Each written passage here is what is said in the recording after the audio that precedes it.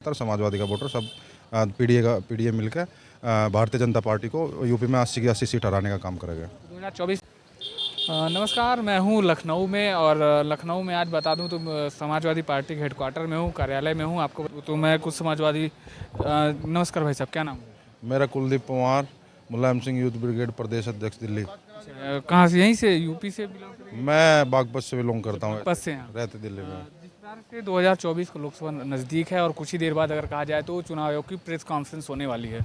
और 2024 के लोकसभा चुनाव में जहां एक तरफ एनडीए अलायंस है वहीं एनडीए है, तो एनडीए वर्सेस एनडीए अलायंस को लेकर क्या कहेंगे? जहां एनडीए 80 सीटों का खाका तैयार करके 80 में 80 जीतने का दावा कर रहा है और की बार 400 पार का नारा भी दे दिया उन्होंने, और एक तरफ समाजवादी पार्टी ने भदोही में टीएमसी को भी मैदान में उतार दिया। टीएमसी को तो शीर्ष नेतृत्व का फैसला है, हम अपने नेता के साथ है। जैसे हमारे पार्टी के शीर्ष नेता जो भी आदेश करेंगे और समाजवादी का कार्यकर्ता और समाजवादी का वोटर सब पीडीए मिलकर भारतीय जनता पार्टी को यूपी में 80 की 80 सीट हराने का काम करेगा। 2024 में एनडीए अलायंस की सरकार बनने वाली है अगर कहा जाए तो? बिल्कुल बनेगी, क्यों नहीं बनेगी।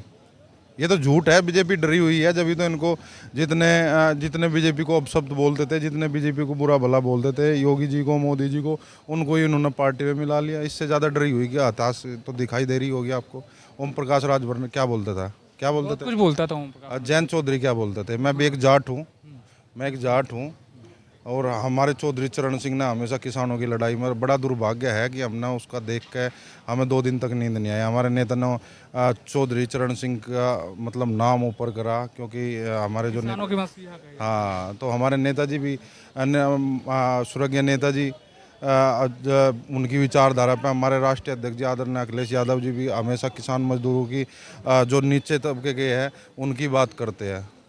एक तरफ जहाँ पे एनडीए गठबंधन जो है वो 400 पार का नारा दे रहा है एनडीए गठबंधन, और तो वहीं पे एनडीए अलायंस को लेकर कितनी सीटों का दावा हो रहा है?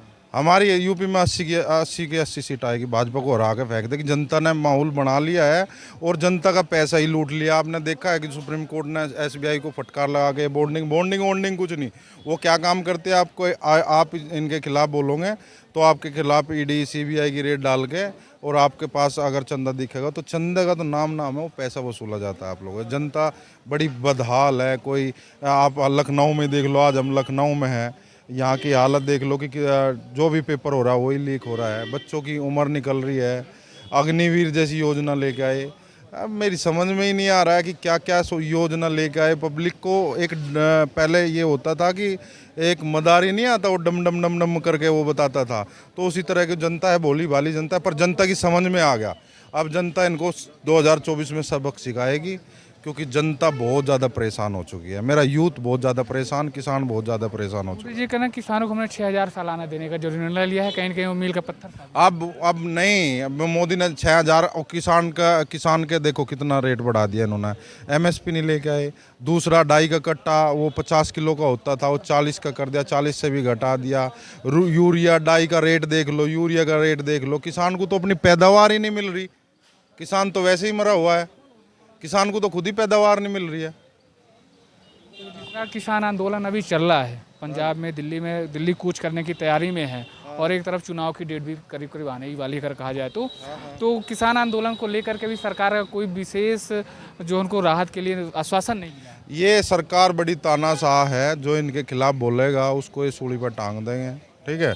ये किनके अंदर दया धर्म कोई, इनको मजहब कोई, इनको बस एक बिजनेस के लिए आ रहे हैं। बिजनेस की तरह से सरकार चला रही है। इनको गरीब किसान कोई दिखाई नहीं देता, ना नौजवान दिखाई देता, ना गरीब दिखाई देता।